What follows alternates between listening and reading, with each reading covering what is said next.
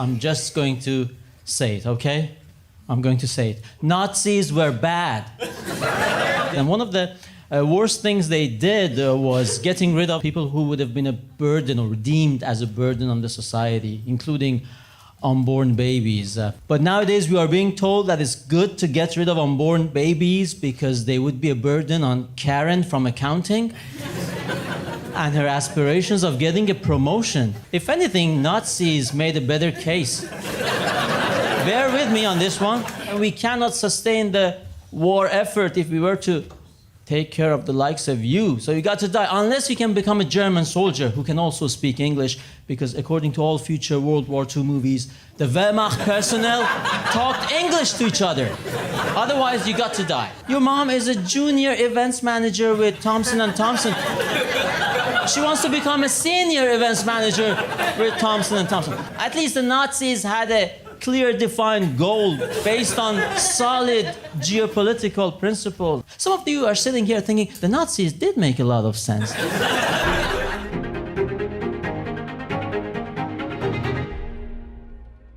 Do you know how you're never supposed to raise the issue of the Nazis, yet the comparison is so perfect when it comes to abortion? You'd think, oh, you want to use that all the time, but you can't. Because somehow in today's political climate, you're just not allowed. It's an untouchable. Well, there is one area in which it still is very usable, and that's in comedy, because in comedy, you can almost say anything. But who is ever going to do that in a comedy routine? Well, there is one person. His name is Nick Santo. He bills himself as the only pro-life comic. And we've got him right here on the John Henry Weston Show. Stay tuned. Nick Santo, welcome to the program. Thanks for having me. Let's begin as we always do with the sign of the cross. In the name of the Father, and of the Son, and of the Holy Ghost. Amen. So you, sir, are the first comedian I have ever interviewed. And stunningly so. We played a clip at the outset here about your very, I'd say, courageous take on things. It is hilarious. But you describe in your routine that the people in the audience are much nicer than they were at a college. Why don't we just jump right in there? Have you had these weird experiences at colleges where you're not accepted at all? Yes, I have. Thanks for the invitation, by the way. Of course, comedy, stand-up comedy is very much frequented or popular. It's popular among young people. University students or college students, as you tend to put it in America. When I started, I was a bit younger, not as young as your typical college or university student, but a lot of people who come to comedy nights are young, in that sort of age, and also a lot of competitions for new comics or up-and-coming comedians, so to speak, are held in these university campuses. And that was also my experience. And of course, the kind of material that I do, as you have seen or just shown, it doesn't go down very well in today's climate that we have at colleges. What gave you the gumption, nonetheless, to go for it? I think the idea maybe sounds a bit cliche, but at the end of the day, it is true. You want to be true to yourself. I would say writing jokes is not easy, and doing stand-up is not easy. A favorite comic of mine who is no stranger to cancel culture, his name is Andrew Lawrence, a British comic. He has this joke. He says, comedians come on stage and start by saying, it's great to be here. But, you have to go around gigging. Traffic is horrible. Driving is horrible. Public transport, if you use it, is horrible. Clubs might be horrible. And you do this for next to no money. So when people come on and start by saying, oh, it's great to be here, and that's what Andrew Lawrence said, man, your house must be really, really terrible. So at the end of the day, if you want to do stand-up comedy for next to no money and sometimes inclement audiences, you might as well be true to yourself. I always think to myself, and I think this sounds funny, I hope, but it's true, and that's more important. Does the world need another comic who does jokes about dating apps or the price of avocado toast or the battle against autism, because there are a lot of other comics who are already doing this properly much better than I am. So I thought, and I joke about this as well, but again, it's true. Being a conservative or right-wing or Christian comic, it has the upside of becoming very easily the best in your field because there's little competition. Indeed. So tell us a little bit about yourself, because you explain in your routine how you came from, I think it's Iran, and things were pretty tough. Tell us a little bit about your background and how that motivates you. My father was an Iranian diplomat. That's how I traveled a bit. And I was born in Italy, but very much against my will, I had to spend my high school years in Iran. So the good thing about that, if you want to put a positive or see the silver lining, is that I experienced that sort of religious Islamist theocracy dictatorship. And then when I went back to Italy, I went not to the place where I was born, which is the great city of Rome, but I went to Bologna, which boasts the West's oldest still functioning university. But very much the stronghold of the Italian left, the birthplace of once the West's biggest communist party. And actually, interesting, the communist philosopher or ideologue, if you like, Antonio Gramsci, is the one who came up with this doctrine of the silent, gradual march into the institutions. And that's pretty much what they have done. University campuses, but also other areas of culture, Hollywood, advertising. I have a lot of respect for comics who do everyday mundane topic and make that sort of stuff funny. But I have always been a political person, very, very much politics and current affairs oriented, also because of my background. And I thought, hey, if you can make people laugh and at the same time be socially useful, or, of some sort of a service to the society, why not? Because I used to be a journalist, and that's a job I had to leave because they, being a legacy media outlet, deemed my conservative comedy in contradiction or somewhat something that could have blemished their reputation or their impartiality, if you can perceive mainstream media nowadays as impartial, but that's another story. So I thought, okay, if I'm no longer a journalist, maybe I can be useful being a comedian. So it's basically the best of both worlds, entertaining, and entertainment for the sake of entertainment is fine. But if you're also teaching, or if you're also making people to think, if you are being thought provocative, and that's the best reaction. When people come to you or write to you, I never thought about that, or I was thinking that, but I never dared say that. And you also again stand out as a comic. So again, that joke that I usually say at the end of my routine, okay, you've been a wonderful crowd, and I have been the funniest conservative act of the night. And it's almost always true. Huh? It's mathematically true because you are the only one. Why pro-life? Was there something in your life, or that occurred to you somehow that really got you to be pro-life and then speak on it? Well, I think I was always pro-life. This has been a major debate, one of the major and controversial debates of our lifetime. It has been going on, as you know, for decades, but over the past few years, now we have Roe v. Wade almost a year ago, just over a year ago.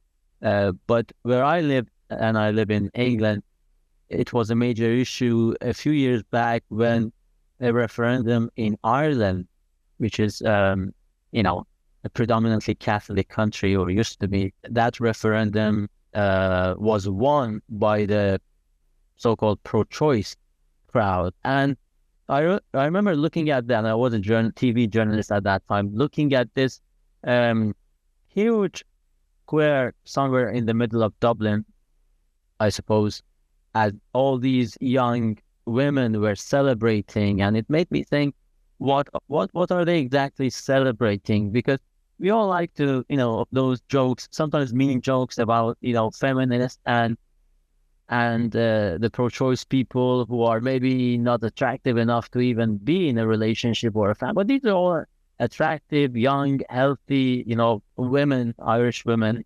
celebrating the so-called right to kill your unborn child. And that made me think. And of course, when this happened to me in terms of my comedy, I started somewhere around 2017, 2018, and I still am not big, but as a comedian, but I was an absolute beginner at that time, and I started again experimenting with some jokes as any comedian is supposed to do, and I was shut down very soon by a couple of clubs because I tried a few pro-life jokes, and that kind of made me even more eager to examine this area. Because this is what you're supposed to do after all. You need to experiment, and you need to push the boundaries, and satire is by definition is speaking truth to power. And who has the most power nowadays? Feminists, or these third, fourth, fifth, I don't know which wave we are at now, but they are everywhere. They are on TV commercials, institutions, workplace. And these are the powerful people, and they have the dominant narrative, which might be right, but I don't think it is. But as a comic, as someone who does satire, it's your responsibility to challenge that narrative. And of course, if you believe in that, all the more reason. And when the Roe v. Wade was overturned by the Supreme Court, again, we had this major debate in the U.S. As you know, then a few months ago, we had this referendum in Ohio, which didn't work out for the pro-life people. But anyway, and this is again, in the run-up to the election in the U.S., Democrats are trying to make it an issue, hoping that they can maybe hurt Republicans or scare people into not voting for Republicans. So, especially on the back of, or in the wake of Roe v. Wade being overturned, I did this routine, and I thought, okay, now I'm going to do a routine, not just a couple of jokes, but almost a whole routine coming from my perspective. And I tried it first in Reading, a town near London. I think it was in October 2022, and it went surprisingly well for this kind of topic and for an area near London. And then I did that again with this club called Comedy Unleashed, to whom I'm very grateful because they entertain and support free thinking comedy. I did it early last year, and I posted it in May, I think, and it has just exceeded 1 million views on YouTube. I'm very happy. Has your comedy that you know of affected anyone in terms of their beliefs on life? I don't know if it has made anyone change their lives, their views on life, or on life before being born, so to speak. But of course, I received a lot of comments, mostly on YouTube, and most of them have been positive. Maybe it's because the algorithm is doing a good job offering the video to the people the algorithm deems already favorable, because that's what they do. But apart from many complimentary comments and people who are already on your side, it's always good to be, praised and admired and receive the love and affection of people in your own camp, right? But in another way, the best comments I receive are always from the people who say, well, I don't agree with you, but this was funny, because at the end of the day, it must be comedy. It shouldn't be preachy or a sermon. It has to be comedy for it to work. And other comments where people say, I'm not exactly pro-life, but I'm seeing that you're making some good points or some valid points. And of course, that's the ultimate goal. Next to the goal of making people laugh and entertaining them, is just a thing. And that's the premise of my routine, isn't it? That's the starting point. If Nazis were bad for doing this to the so-called defective unborn babies or fetuses, because they would have been a burden on the war machine or on the war effort. Okay, if that is horrible, how come terminating a pregnancy where the baby is, in most cases, perfectly healthy or is going to be healthy, and you are just doing it out of sheer convenience, right? You want to keep going out with friends or colleagues for drinks or do Peloton, So that's the contrast I'm trying to create and to joke about it, but that's the bottom line. I don't know if anybody has changed their view entirely on this issue, but at the end of the day, as an observer, as a comedian, as a satirist, your job is to make people think and to point at, the absurdities or the discrepancies in this edifice that is it can be any idea or ideology, but in this case, it's the pro-choice ideology or belief system. It's a great thing. You're a former journalist, so you're a storyteller. And it's very interesting because your routine, while being very funny, is also very, very true. And I think some of the laughs you get are just that. They realize it's so true. That particular segment about the Nazis have relatively good reasons for their killing the unborn children. But as you said, here, we're doing it so Karen can go to Peloton. It's stunning. It's stunning. And it was hilarious, but it was stunningly true. How have stories, is that part of your art, to cultivate stories, to be able to tell these in a satirical way that will get garnered laughs, but also make people think? I'm not exactly sure how I do it, and I don't say it exactly, or I don't say it in a pretentious way, and that's precisely why I'm fascinated by comedy and by stand-up, and that's why I started this.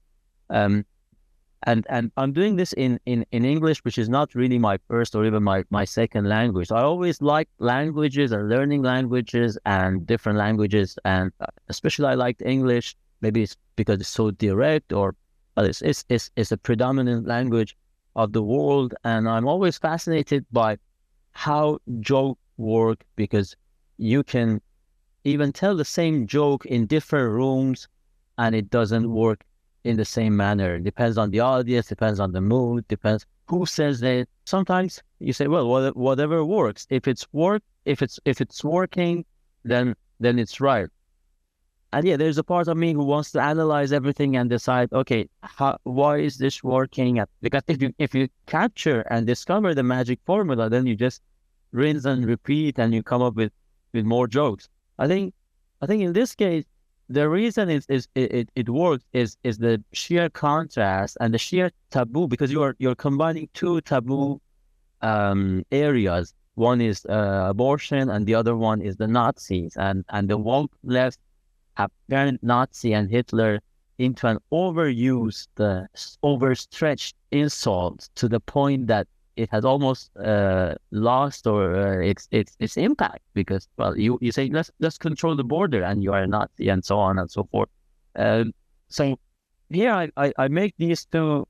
I draw this parallel between the Nazis and the pro-choice, and I think that is already a funny comparison, and a stark similarity in the logic and the stark difference, because the Nazis, they had a flat land. They even have a word for that in German, which I learned at the university, but I forgot. But they have the curse of the flat land. They had to fight. And that's real politics for you.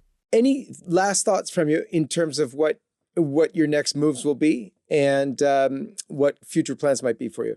I have been encouraged by the positive response I have received. Thankfully, we are in an era where the TV producers of the legacy media or club owners or promoters are no longer the only gatekeepers to stand-up comedy, and that's maybe our only hope. Because thanks to YouTube, thanks to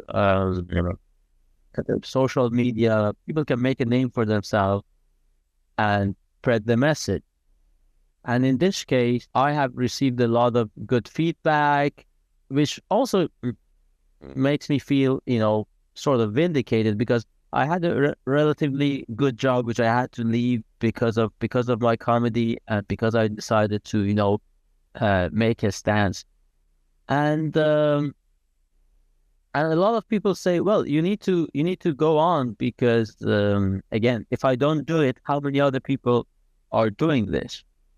So what I hope for my future is that because we are in this culture war and because comedy is probably our last trench, it's an uphill battle even in comedy because, comedy, like other areas of culture, has been almost monopolized by the left. But here you have the so-called comedic defense. You can say, well, I was joking. Why can't you take a joke? It's all an act, even if it's not always an act. And I believe in those jokes, right? To get back in the game, to fight back, to resist the hegemony of the left and the global left, the ones who just want to turn us into people with no identity, no nations, no borders.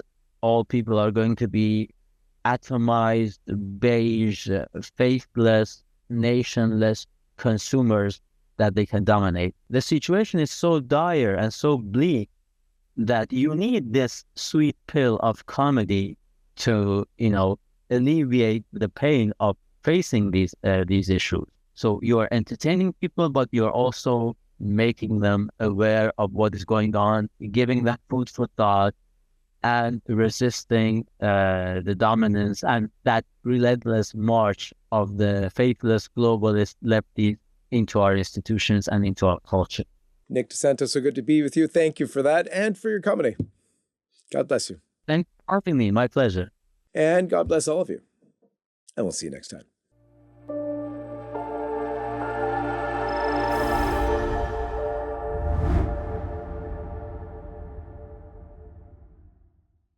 Hi, everyone. This is John Henry Weston. We hope you enjoyed this program. To see more like it, be sure to hit the subscribe button below to get all the latest content from LifeSite News. Check the links in the description to read more and connect with us on social media so that you can stay up to date with all the latest life, family, faith, and freedom news. Thanks for watching, and may God bless you.